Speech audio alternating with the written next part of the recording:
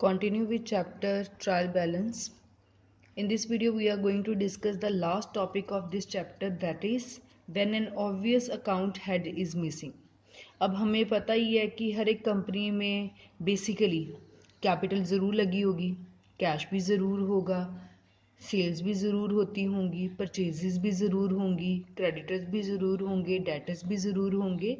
ठीक है, ये कुछ बातें हैं ये जो ज़रूरी होती कि हर एक कंपनी में होती हैं। क्लियर। बट आपको जो ट्रायल बैलेंस गिवन होगा उसमें से कोई भी एक मेन आइटम जो है वो मिसिंग होगी, तो आपने क्या करना है, ट्रायल बैलेंस बनाना है। इससे आपका डेबिट और क्रेडिट इक्वल नहीं आएगा, एक बैलेंसिंग फिगर आएगी। जौन से भी वो बैलेंसिंग फिगर आ रही है आपने जौन सा अकाउंट मिसिंग है उसके सामने लिख देना है और फिर डेबिट और क्रेडिट को इक्वल कर लेना है। बल्कि आपको देखकर क्वेश्चन पता लग जाएगा कि कौन सा अकाउंट जो है वो मिसिंग है। So let us start with question number 16। The following balances are extracted from the books of Yogita Mukherjee for the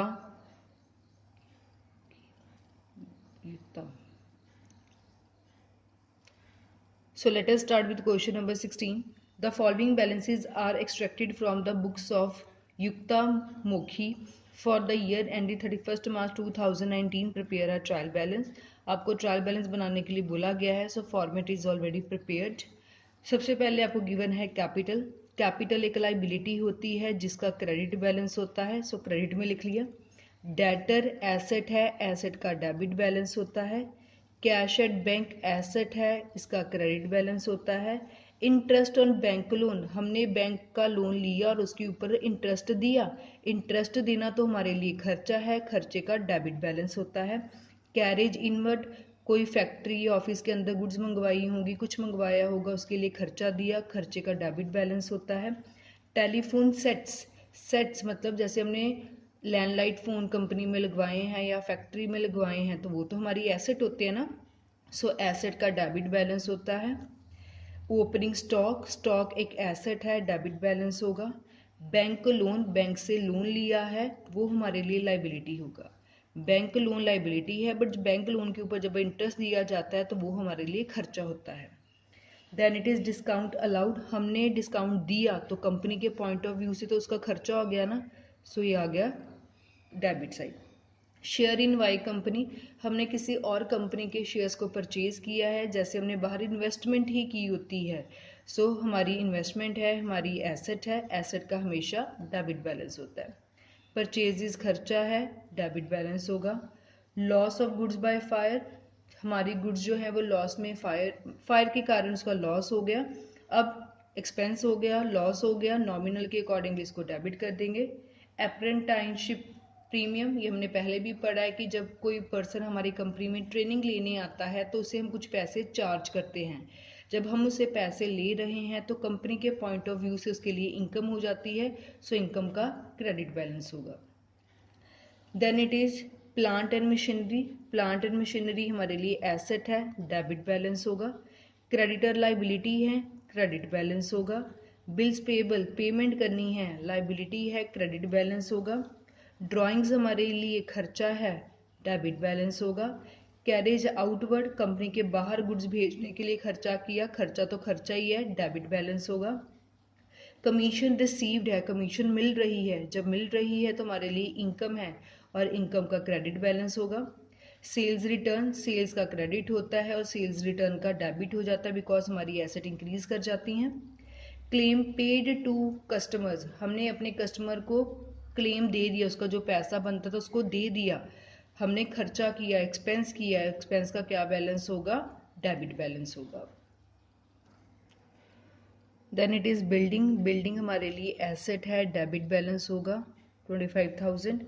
allowances from supplier, ये ध्यान से समझना है, अलाउंसेस का मतलब होता है कोई छूट आपको मिलती है, तो आपके सप्लायर ने आपको कुछ एक्स्ट्रा पैसे दिए या आपको कोई छूट दी तो हम कंपनी वाले, हमें तो फ़ायदा हो गया ना, सो हमारे जो फ़ायदा है हमारे लिए इनकम है उसका क्रेडिट बैलेंस हो जाएगा। लोन फ्रॉम वाइफ, जो कंपनी का मालिक है उसने अपने वाइफ से लोन ले लिया तो हर कोई पर्सन एक्सटर्नल काउंट होता है। सो वाइफ भी एक एक्सटर्नल ही है कि कैसे हमने कहीं बाहर से लोन लिया होता है। लोन तो एक लाइबिलिटी है और लाइबिलिटी का हमेशा क्रेडिट बैलेंस होगा, चाहे वो जिससे मर्जी पैसे ले ले। फर्नीचर एसेट है, डेबिट बैलेंस होगा। सैलरी खर्चा है, डेबिट बैलेंस होगा।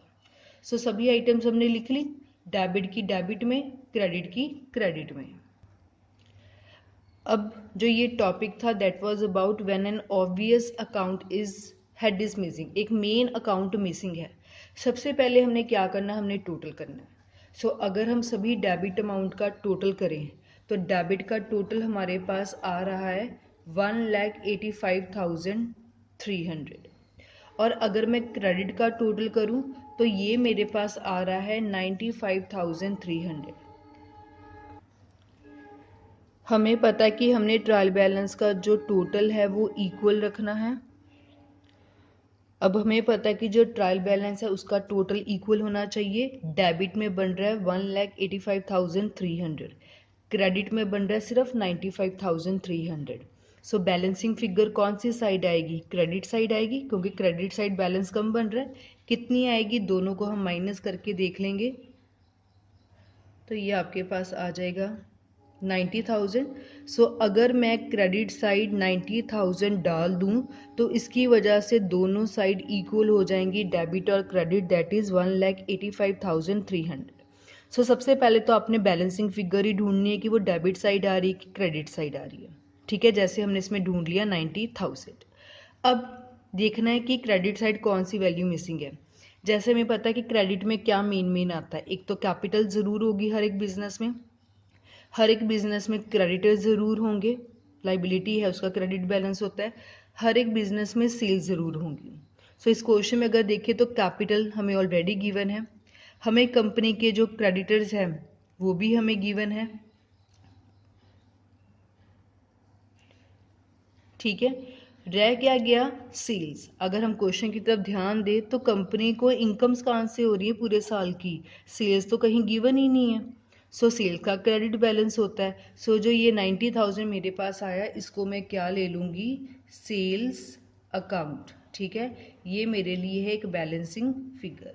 अब डेबिट और क्रेडिट इक्वल हो गया, जो एक मेन अकाउंट मिसिंग था वो हमने आइडेंटिफाई कर लिया। क्लियर।